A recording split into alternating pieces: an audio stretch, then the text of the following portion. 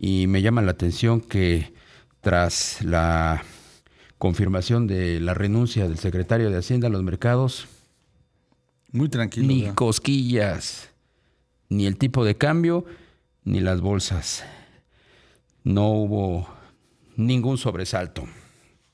Quizás porque era ya algo muy cantado, ¿no? Sí.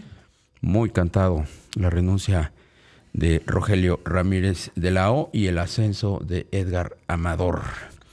De esto vamos a platicar precisamente con el socio de Integralia Consultores, con Carlos Ramírez, a quien saludamos con mucho gusto. ¿Cómo estás, Carlos? Qué gusto saludarte, Darío, Rogelio. Un saludo, buenas tardes. Buenas tardes, Carlos. Pues una primera impresión sobre este anuncio largamente anunciado. Bueno, esta renuncia más bien largamente anunciada. Darío, tú mismo en tu columna de hace, pues ya debe haber sido unas 6, 7 semanas, No. anunciabas esto. Creo que era muy sabido por, digamos, por quienes seguimos estos temas financieros, que el secretario Ramírez de la O ya se quería ir. Y ya se quería ir porque en realidad él se quería ir desde octubre. La presidenta Sheinbaum, cuando arriba al poder, le pide que se quede al menos para sacar el paquete económico del 2025, el presupuesto, y él acepta, pero con, digamos, la condición de que a partir de enero se estaría retirando. Ramírez de la O es un hombre, digamos, ya de cierta edad.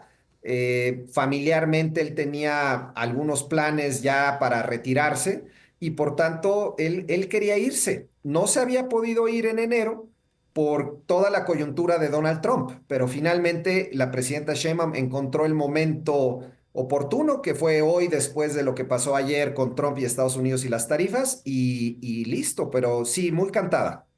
Carlos, ¿y qué balance haces de la gestión de Rogelio Ramírez de la O? De alguna manera, pues participó en dos administraciones. Mira, Rogelio, del lado positivo te diría, a pesar de los pesares y haber tenido un gobierno anterior, un presidente difícil, se mantuvo la estabilidad macroeconómica. Es decir, él a través de su trabajo logró, pues digamos, contener muchas, quizá algunas ideas de la administración anterior que no eran buenas ideas y darle un cauce razonablemente adecuado. Y entonces, en ese sentido, mantener la estabilidad.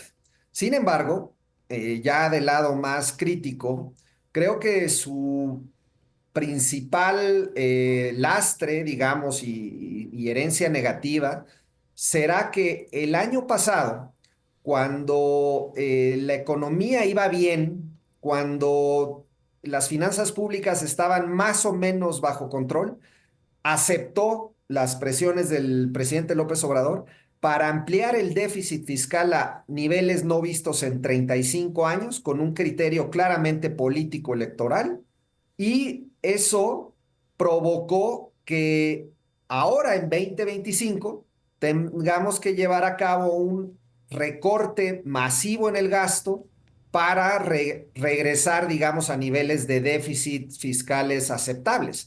Y eso, él fue el responsable. Él aceptó, más allá de las presiones del presidente López Obrador, él aceptó esas condiciones. Y recordarle al público que la economía el año pasado creció la mitad de lo que pensaba Hacienda. Entonces, el resultado al final del día ni siquiera generó más crecimiento económico. El relevo, Carlos, ¿qué opinión tienes de Edgar Amador? Buena opinión en general, Darío, en el sentido de que es un hombre conocido en el mundo financiero, en los mercados financieros, en el sistema financiero mexicano, también en los organismos multilaterales, tiene experiencia, ha estado del lado gubernamental, del lado privado, tiene buena relación, digamos, con Wall Street, con los inversionistas en Nueva York. Entonces, te diría que es un hombre ciertamente capaz y con credenciales. Y por lo mismo, creo que el resultado de lo que comentaban hace un momento, que las variables financieras no se movieron, pues eso se explica porque es una persona relativamente conocida. Ahora bien, se le viene encima un paquete bien complejo por distintos ámbitos. Por el ámbito fiscal, en donde tendrá que mantener esta tendencia de recortes presupuestales muy severos en un contexto de una economía que está amenazando con irse a una recesión, ya está en franca desaceleración, pero amenaza con caer en recesión. Y encima de ello pues toda la situación con Estados Unidos y la incertidumbre que ha traído el tema de los aranceles con Donald Trump. Entonces, un paquete bien complicado. Todo secretario de Hacienda, pues hereda condiciones complejas, pero no recuerdo un secretario de Hacienda con condiciones tan complejas como este. Y además, un secretario de Hacienda que tendrá que aprender a decirle que no a la presidenta. Todos los secretarios de Hacienda su misión principal, diría yo, es saber decirle que no al Ejecutivo, a sus contrapartes en las secretarías, y eso no es una tarea fácil en un contexto de un gobierno como este, que claramente pues es muy poderosa la presidenta, tiene todo el poder y por tanto será un desafío. Claro.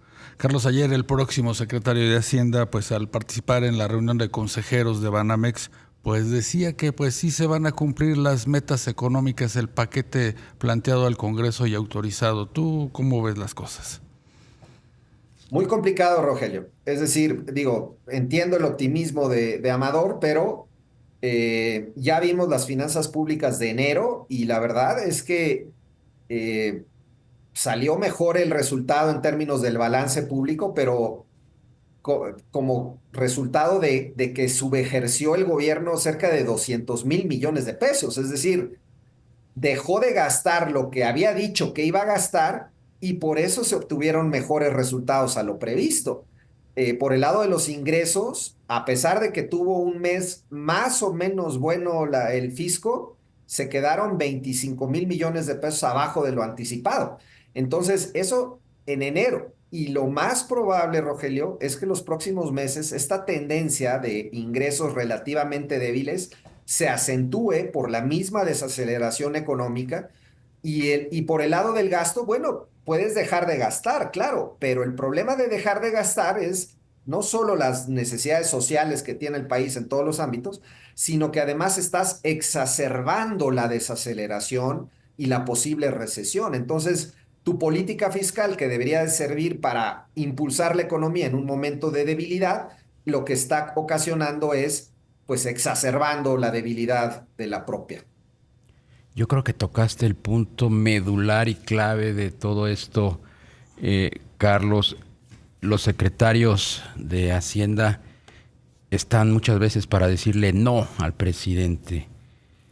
La presidenta Claudia Sheinbaum no es como el expresidente Andrés Manuel López Obrador, será mucho más sensata, será una persona que deje hablar y que tome en cuenta pues las opiniones de los expertos en estos temas, particularmente en las finanzas públicas, como es el caso de Edgar Amador. La presidenta Sheinbaum tiene fama de que no es como, como López Obrador, que es abierta, que sabe escuchar.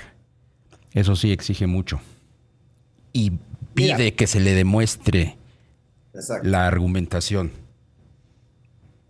La, la buena noticia, Darío, es que sí, que la presidenta Sheinbaum escucha más, me parece que es más sensata, más racional y por tanto creo que en ese sentido hay mejor expectativa de que cuando el secretario de Hacienda le señale a la presidenta que el rumbo que se sigue en tal o cual política no es la deseable, la presidenta estará abierta a escuchar.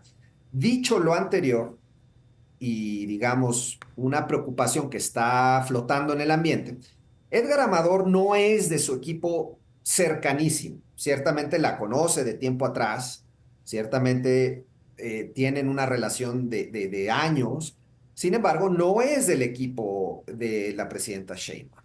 y por tanto va a estar sometido a una enorme presión para decir que sí. Y políticamente la presidenta Sheinbaum, como sabemos, su gobierno tiene una serie de proyectos que a primera vista van a requerir enormes cantidades de recursos presupuestales y es un compromiso político de la presidenta que muchas veces el secretario de Hacienda para lo que debería de estar es decir, presidenta, esto no es quizá la mejor política. Yo lo que percibo en Amador es que al no ser tan cercano, le va a costar trabajo decirle que no, Darío. Claro, como los trenes, ¿no? La aventura de trenes de pasajeros que en el corto plazo, bueno, ni en el mediano plazo va a dar nada al gobierno. Los trenes es una gran interrogante. La vivienda, el programa de vivienda Pemex, es ¿no? una gran interrogante. Pemex es una gran interrogante, Rogelio. Lo que hemos visto hasta ahora en Pemex es realmente muchas dudas respecto al camino que pretende seguir este gobierno con la empresa petrolera. Y bueno, pues el secretario de Hacienda tiene un rol fundamental en ordenar esa situación, pero no le será fácil, reitero, porque también intervienen siempre en estos temas las consideraciones de carácter político, Sí. las prioridades del gobierno, qué es lo que quiere hacer, cuáles son sus objetivos.